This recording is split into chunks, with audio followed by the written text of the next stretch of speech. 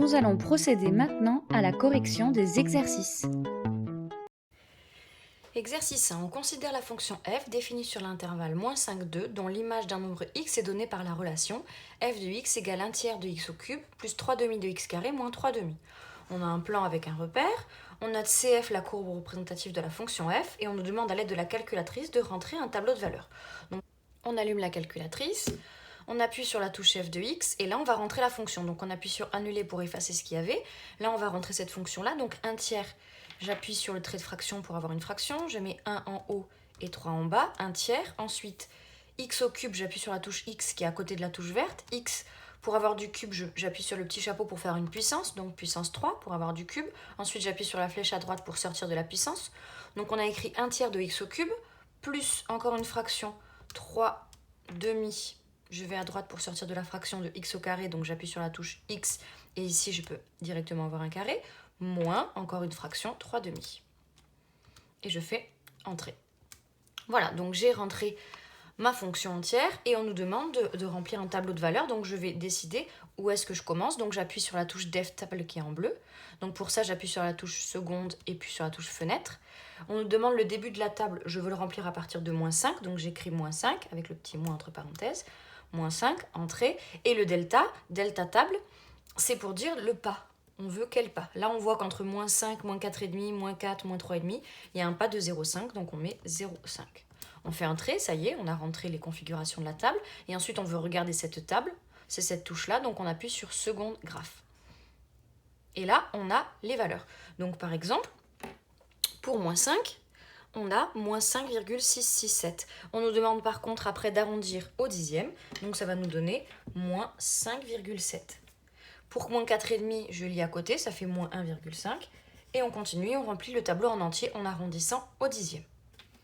Quand on arrive au bout, on descend avec la flèche pour voir la suite. Fini le calcul. Ensuite, on nous dit sur l'intervalle -5, -3, que peut-on dire des variations des images par la fonction f? Donc on regarde sur l'intervalle -5, -3, les images ça fait -5,7, -1,2, 1,2, 2,63, donc ça monte, donc on peut écrire sur -5, -3, les valeurs des images sont croissantes. Ensuite, on nous dit sur l'intervalle -3, 0, que peut-on dire des variations des images par la fonction f? Donc quand on regarde de -3 à 0, ça nous donne 3, 2,7, 1,8, 0,8, -0,3, -1,2, -1,5. Cette fois-ci, on a des nombres qui sont de plus en plus petits, donc on peut écrire que sur -3, 0, les valeurs des images sont décroissantes. Ensuite, placer l'ensemble des points de la courbe CF obtenus à partir des tableaux. On va placer tous les points, sauf le premier, puisque en ordonnée, il doit être à -5,7, on n'a pas assez de place, et le dernier, qui est en ordonnée à 7,2, on n'a pas assez de place. On remarque que dans le graphique, chaque unité, en abscisse ou en ordonnée, est séparée par 5 petits carreaux. Donc ça veut dire que chaque petit carreau vaut 0,2. 0,2, 0,4, 0,6, 0,8, 1. 1,2, 1,4, 1,6, 1,8, 2. Donc on va placer le premier point à -4,5. Donc on va se mettre au milieu, entre -4 et -5. Et à -1,5 en ordonnée. Donc ça va nous donner ce point. Ensuite, on place celui-là. On se met à -4 en abscisse. Et ensuite, on est à 1,2, donc 1. Et ensuite, on ajoute un petit carreau, donc 1,2. On obtient ce point-là. Ensuite, à -3,5, on est ici. On va à 2,6, donc 1, 2, 2, 2,2, 2,4, 2,6. On obtient ce point-là. Et on continue au fur et à mesure pour avoir tous les points. Une fois qu'on a tous les points, on nous dit effectuer le tracé de CF. Donc il ne faut surtout pas utiliser la règle, puisque c'est une courbe, donc les tracés vont être arrondis. Donc à main levée, on essaye de prendre au maximum tous les points possibles, à peu près, pour avoir le tracé de notre fonction. On essaie de passer par tous les points. Voilà, du coup là on va avoir à peu près le tracé de la fonction f. Décrire simplement le comportement de la courbe CF sur l'intervalle -5, -3. Donc sur l'intervalle -5, -3, c'est sur ce morceau-là, on voit bien que f est croissante. Donc sur -5, -3, f est croissante. Puis sur l'intervalle -3, 0, donc -3, 0 c'est ici, on remarque bien que la courbe elle descend, donc elle est décroissante sur l'intervalle -3, 0. Voilà pour l'exercice 1. Exercice 2. On considère la fonction f définie sur l'intervalle -3, 2 dont l'image d'un nombre x est donnée par cette relation. F de x égale 3x puissance 4 plus 8x au cube moins 6x au carré moins 24x moins 1. On nous donne un repère et on nous demande de compléter les valeurs comme tout à l'heure. Donc première étape, on le rentre sur la calculatrice. On allume la calculatrice, on fait quitter si on était sur l'option table, donc quitter c'est en faisant seconde mode. On arrive ici et on appuie sur la fonction f sur la touche f de x. On efface la fonction qu'on avait écrite précédemment en appuyant sur la touche annulation et on y va, on écrit 3x puissance 4, on sort de la puissance, plus 8x puissance 3, on sort de la puissance, moins 6x au carré, moins 24x, moins 1. On fait entrer, là on a rentré notre fonction. On nous demande de remplir ce tableau, donc là on remarque qu'entre moins 3 et moins 2,8, il y a 0,2 d'écart, alors que là il y a 0,4. Donc c'est pas constant. Donc le plus facile c'est d'aller dans DevTable en faisant seconde fenêtre. Le début on a vu que c'était moins 3. Et le pas, on va aller de 0,1 en 0,1, seulement on n'écrira pas toutes les valeurs. Ce sera plus facile, on fait entrer, et ensuite on va dans la touche table, en faisant seconde graphe. Voilà, donc pour moins 3, on observe qu'on a 44. Pour moins 2,8, on descend de 2 crans, il y a marqué d'arrondir au dixième, donc ça fait 27,9. Pour moins 2,4, on descend ici, et ça nous fait 10,9, mais comme il y a un 8 derrière, on arrondit à 11, et on continue au fur et à mesure. Et on arrive à ce tableau. Effectue le tracé de la courbe dans le repère ci-dessus. Donc comme tout à l'heure, comme dans l'exercice 1, on remplit. Donc pareil, ici par contre, en abscisse, chaque petit carreau vaut 0,2 comme tout à l'heure. Par contre, en ordonnée, vu que 2 petits carreaux ça fait 10, ça veut dire que chaque petit carreau fait 5. Donc on met à peu près, donc à moins 3 en abscisse et à 44, là on est à 40, là on est à 45. Donc 44, on est un petit peu en dessous. Voilà. Ensuite, moins 2,8, on est ici. 27,9, donc c'est un petit peu en dessous de 30. Moins 2,4, on est à 11. Et on continue au fur et à mesure. Et on obtient à peu près ces points. On les relie à main levée en essayant de passer par tous les points.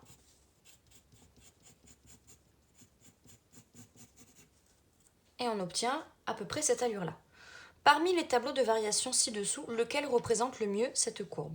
Donc là, on a plusieurs tableaux. On remarque quand on regarde la fonction que c'est d'abord décroissant, puis croissant, puis décroissant, puis croissant. Donc il y a 4 flèches. Donc on peut déjà éliminer la A et la B où il n'y a que 2 flèches. Maintenant, il reste à savoir est-ce que c'est le tableau C ou le tableau D qui représente le mieux la fonction. Donc là, on voit que ça commence par le point moins 3,44 ici et là. C'est le point de début. Par contre, ensuite, on voit que ça descend et que ça arrive au point de coordonnées moins de 7 et là que ça arrive au point de coordonnées 0,6 moins 20. Donc on va regarder jusqu'où ça descend. Donc quand on a commencé de ce point de moins 3,44, on descend, on arrive jusqu'ici, à ce point-là. Et ce point-là, c'est le point de coordonnées moins de 7. Donc c'est la C, la bonne réponse, ce n'est pas la D. Voilà pour l'exercice 2. Exercice 3, on a un repère et on veut tracer la courbe de 2 fonctions, f et g, distinctes, mais qui admettent le même tableau de variation. Donc on veut que deux fonctions qu'on trace, elles aient le même tableau. Donc déjà, on voit qu'on a des points. On a un point de coordonnées moins 4, 16 à placer sur le graphique. Donc moins 4, 16, ça nous donne ce point-là. Ensuite, on a un point de coordonnées 0, 0 à placer, donc ça nous donne ce point-là. Et enfin, on a un point de coordonnées 4, 16 à placer. Donc moi, je veux que mes deux fonctions, elles passent par ces 3 points et que entre les 2 premiers points, elles soient décroissantes et entre les 2 autres, elles soient croissantes. Donc là, par exemple, je peux faire une fonction toute droite. Par exemple, si je trace cette fonction-là, je l'appelle la fonction f, cette fonction-là, elle commence bien au point de coordonnées moins 4, 16, elle est décroissante jusqu'au point 0, 0, et ensuite elle est croissante jusqu'au point 4, 16. Mais on peut en faire d'autres. Par exemple, si je fais une fonction qui descend d'ici à là, par exemple comme ça, voilà, ce morceau-là c'est bien décroissant, et par exemple elle va monter comme ça. Voilà. Et bien, cette fonction-là que j'appelle g, elle part bien de moins 4, 16, elle est bien décroissante jusqu'à 0, 0, et ensuite elle est bien croissante jusqu'à 4, 16. Donc, quand vous avez un tableau de variation, ça ne vous donne pas exactement comment elle est, ça vous donne l'allure de la courbe. Ce qui est important, c'est de bien noter tous les points par lesquels elle passe avec les variations. Voilà pour l'exercice 3. Exercice 4, on a 4 tableaux de variation et il faut associer chaque tableau à une courbe. Donc ici, sur le premier tableau, on voit décroissant, croissant et ensuite une flèche comme ça qui ne monte ni ne descend, ça veut dire que c'est constant. Donc quand on regarde les 4 graphiques, on voit qu'il n'y a qu'un seul graphique où à un moment c'est constant là, c'est ni croissant ni décroissant. Donc la A va avec la 4. Ensuite, pour la B, croissant, décroissant, croissant, donc il y a 3 changements, donc il y a 3 variations, croissant, décroissant, croissant, alors que C et D c'est juste croissant et c'est juste décroissant et croissant. Donc on cherche parmi les 3 dernières où est-ce qu'il y a 3 variations. Donc ici ça descend et ça monte, ici ça descend et ça monte, c'est croissant, décroissant, croissant. Donc ça veut dire que la B c'est la 1. Croissant, décroissant, croissant. Il nous reste C et D et il nous reste 2 et 4. Donc ici on voit qu'on part de moins 4, 3, ici aussi on part de moins 4, 3, donc c'est le point ici. Et là, dans celui-là, on arrive au point moins 2, moins 2. Alors que dans celui-là, on arrive au point moins 1, moins 2. Donc on va regarder, celui-là, quand on descend jusqu'au bout, on est arrivé ici, c'est le point de coordonnées moins 2, moins 2. Alors que celui-là, quand on descend, qu'on arrive au bout ici, c'est le point de coordonnées moins 1, moins 2. Donc celui où il y a moins 2, moins 2 jusqu'en bas, c'est celui-là, c'est le C, c'est le 2. Et celui-là, moins 1, moins 2, c'est le 3. Voilà pour l'exercice 4. Pour l'exercice 5, c'est la même chose que pour l'exercice 4. On a 4 tableaux de variation, 4 fonctions, il faut trouver laquelle va avec laquelle. Donc les 4 partent de moins 4, moins 1. Donc on va regarder juste après. Elles sont toutes les 4 décroissantes au début. Et la première descend jusqu'au point de coordonnées moins 2, moins 3. La deuxième descend jusqu'à point de coordonnées moins 3, moins 2. La troisième descend jusqu'au point de coordonnées moins 3, moins 2. Et la dernière descend jusqu'au point de coordonnées moins 2, moins 2. Donc on prend la première, le premier graphique, on voit que ça descend jusqu'à ce point, et ce point a pour coordonnées moins 3, moins 2. Donc moins 3, moins 2, c'est pas celui-là, donc c'est soit B, soit C. Donc pour savoir si c'est B ou C, il faut continuer, puisqu'on n'a pas assez d'informations pour l'instant. Donc il faut continuer sur moins 3, moins 2. Si c'était la B, ça remonterait jusqu'à 1, 3. Alors que si c'était la C, ça remonterait jusqu'à 1, 2. Donc on regarde, ça remonte jusqu'ici, et ce point-là, ça a pour coordonnées 1, 3. Donc ça remonte jusqu'à 1, 3. Donc c'est celui-là. Donc le B va avec le 1. Ensuite, pour le deuxième, on repart de notre point de départ, moins 4, moins 1, et on descend jusqu'à ce point-là. Ce point-là a pour coordonnées moins 3, moins 2. Donc le point qui a pour coordonnées moins 3, moins 2, il nous reste celui-là. Donc c'est la 2 ici. Ensuite, la 3. On repart de moins 4, moins 1, on descend jusqu'à ce point-là. Ce point-là, il a quoi comme coordonnées? Ce point-là, c'est moins 2, moins 3. Et moins 2, moins 3, il est ici, moins 2, moins 3. Donc la 3, ça correspond à la A. En barre. Et on vérifie que la 4 doit correspondre normalement à D. On vérifie, donc on descend ici, jusqu'à quel point? Jusqu'au point de coordonnées moins 2, moins 2. Et moins 2, moins 2, c'est bien celui-là. Donc la D va avec la 4. Voilà pour l'exercice 5. Alors, exercice 6, on considère le plan muni du repère orthonormé ci-dessous, où est donnée la représentation de la fonction f définie par les 2 morceaux de courbe indiqués. Donc là, ce n'est pas 2 fonctions différentes, c'est une seule fonction, une seule courbe, sauf qu'elle est cassée, elle est coupée en 2 morceaux. Donc, quand on la regarde, on voit qu'elle part de là, elle fait ici, ensuite on lève le stylo et on continue ici. Alors, on va donner le domaine de définition. Donc, le domaine de définition, c'est toutes les abscisses pour lesquelles la courbe est tracée. Donc, pour tout ce morceau-là, c'est tracé de moins 6 à moins 2. Et ensuite, ce morceau-là, c'est tracé de moins 1 à 5. Donc comme on va avoir 2 intervalles différents, on va mettre union entre les deux. Et ensuite, au niveau des crochets, il faut faire attention. Là, au début et à la fin, il y a des petits points. Un petit point, ça veut dire qu'on prend la valeur. Donc on prend moins 6 et on prend moins 2. Par contre, là et là, ce sont des petits crochets comme ça. Ça veut dire qu'on ne va pas prendre moins 1 et qu'on ne va pas prendre 5. Donc, voilà le domaine de définition de la fonction f. Ça veut dire que la courbe est tracée de moins 6 à moins 2 et de moins 1 à 5.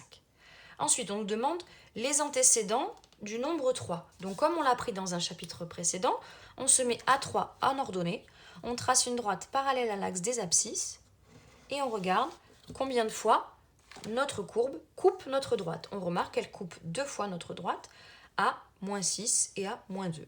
Donc, 3 à 2 antécédents, moins 6 et moins 2. Ensuite, on demande les images. Donc, les images, c'est plus facile. On nous demande l'image de moins 3, donc je vais à moins 3 en abscisse, je regarde mon ordonnée, j'obtiens moins 1. Ensuite, on me demande l'image de 0. Je vais à 0 en abscisse et je regarde en ordonnée. Comme je ne monte pas ni je descends pas, ça reste 0. Et ensuite, je vais à 4 en abscisse et je regarde mon ordonnée et j'arrive à -2. Voilà. Donc, j'ai trouvé les images. Maintenant, le tableau de variation. Donc, le bilan, ce qui est le plus important. Donc là, ce qu'il faut faire attention, c'est... comme il y a des petits crochets comme ça, on a dit que c'était des valeurs interdites. Donc, des valeurs interdites, ça fait des doubles barres. On l'a vu dans un autre chapitre, les doubles barres. Donc, le premier morceau, il va de -6 à -2. Et le deuxième morceau, il va de -1 à 5. Donc, on fait attention à bien mettre une double barre à -1, puisque c'est une valeur interdite, et une double barre à 5, puisque c'est une valeur interdite. Et maintenant, on fait les flèches. Donc, on a décroissant, croissant pour le premier morceau, décroissant et croissant. Et après, pour le dernier morceau, on a croissant, décroissant, croissant. Donc, croissant, décroissant et croissant. Ensuite, il nous reste à écrire les nombres, à compléter le tableau. Donc, -6, quelle est son ordonnée? Ce point-là, à -6 en abscisse, quelle est son ordonnée? 3. Donc, j'écris 3.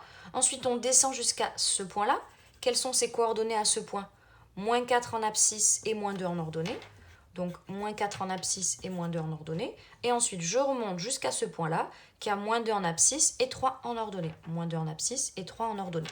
Donc là, j'ai tracé le tableau de variation de la première partie. Pour la deuxième partie, -1, il commence à -1. On monte jusqu'à ce point-là. Ce point-là pour coordonnées 0, 0. Donc 0 en abscisse, 0 en ordonnée. Ensuite, on descend jusqu'à quel point? Jusqu'à ce point-là. Ce point-là, il a pour coordonnées 2,5 en abscisse et -3,5 en ordonnée. Donc 2,5 en abscisse et -3,5 en ordonnée. Et enfin, on monte jusqu'à 5 en abscisse et en ordonnée, on arrive à 1,5. Voilà. Mais cette valeur-là et celle-là, elles n'existent pas vraiment, ce sont des valeurs interdites. Donc voilà, on a fini ce tableau qui est un petit peu plus compliqué parce qu'il y avait des valeurs interdites. Et les crochets, attention, s'il y a un point, on prend les valeurs. Et s'il y a un petit crochet comme ça, on ne prend pas. Voilà pour l'exercice 6. Exercice 7, on nous donne une fonction qui est tracée, une courbe qui est tracée, et on nous demande son tableau de variation. Donc, on voit bien qu'on commence à -3 en abscisse, jusqu'à où? Jusqu'à 3. Donc, on écrit -3, 3. Par contre, ici, on le prend, le point, puisqu'il y a un petit point. Ici, par contre, comme il y a un crochet, on ne le prend pas, donc on met une valeur interdite à -3. Ensuite, on voit qu'elle est décroissante jusqu'à ce point-là, puis croissante jusqu'à ce point-là. Donc, elle est décroissante d'abord, puis croissante, et enfin, à la fin, en dernier morceau, elle redevient décroissante. Donc, ça nous donne ces 3 flèches suivantes. Maintenant, il nous reste à compléter les nombres. -3 en abscisse et en ordonnée 1,5. Ensuite, elle descend jusqu'à ce point-là qui a pour coordonnées -1,5, -1,5. Donc, -1,5 en abscisse, -1,5 en ordonnée. Ensuite, elle remonte jusqu'à ce point-là qui a pour coordonnées 1, 1, 1. Et ensuite, elle redescend jusqu'à ce point-là qui a pour coordonnées 3 et 0. Voilà, on a dressé le tableau de variation. Voilà pour l'exercice 7. Exercice 8. On considère le tableau de la fonction f définie sur l'intervalle -2 et 10, dont seul le tableau de variation est donné. Donc, on ne voit pas le graphique, on nous donne juste le tableau de variation. Donc là, normalement, on met qu'une seule flèche ici de 8 à -2 et qu'une seule flèche de -2 à 1. Là, en fait, on doit rajouter des points, c'est des informations en plus. Donc, on nous dit d'écrire en français les variations de la fonction f sur l'intervalle -2, 10, donc sur tout le tableau. Donc, on voit bien qu'au début, elle est croissante, puis après décroissante, ici, puis après encore croissante. Donc, elle est croissante au tout début, dans quel intervalle? On lit les abscisses sur -2, 0. Ensuite, une fois qu'on a fait ce morceau-là, elle est décroissante. Sur quel intervalle? Jusque-là, elle est décroissante. Donc, sur 0,4. Et enfin, une fois qu'on arrive ici, sur quel intervalle elle est de nouveau croissante? Sur 4, 10. En fait, les points 3, 0 et 7, 0 sont des points en plus pour nous aider à d'autres questions.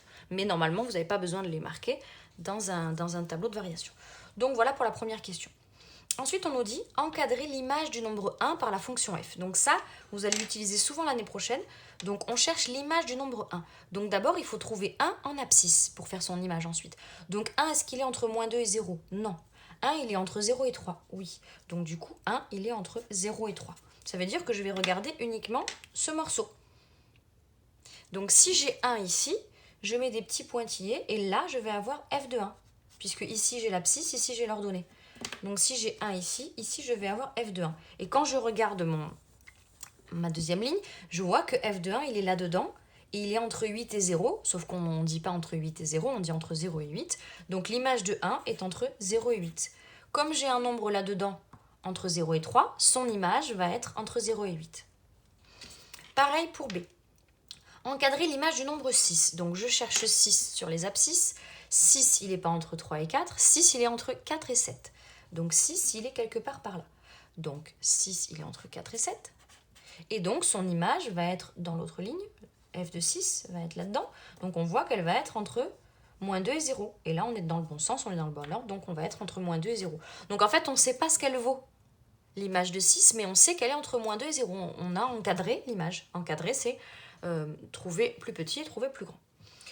Ensuite, on nous demande donner l'intervalle sur lequel la fonction f est strictement négative. Strictement négative, ça veut dire inférieur à 0. Alors maintenant, on nous demande la fonction f, donc on va regarder la deuxième ligne. Donc ici, elle va de 3 à 8. De 3 à 8, c'est du positif. Ici, de 8 à 0, c'est du positif. Par contre, ici, de 0 à moins 2, c'est du négatif. De moins 2 à 0, c'est du négatif. Donc, c'est sur ce morceau-là que la fonction va être négative, d'ici à là. Donc, on lit le résultat sur l'axe des abscisses. 3, 7. Et on nous dit strictement négatif. Donc, strictement négatif, ça veut dire qu'on ne prend pas les zéros. Donc, on ne prend pas ce nombre-là, on ne prend pas 3, on ne prend pas 7. Et ensuite, on nous dit sur quel ensemble la fonction f est-elle strictement positive? C'est sur le reste. Ça veut dire au début de 3 à 8 jusqu'à 0, c'était positif. Et après, de 0 à 1, c'est positif. Donc, le premier morceau, c'est de moins 2 à 3. Et le deuxième morceau, c'est celui-là où c'est positif, donc de 7 à 10. Maintenant, il va falloir mettre les crochets. Ici, 3, si je le prends, ça reste un nombre strictement positif, 3. Donc, je peux le prendre.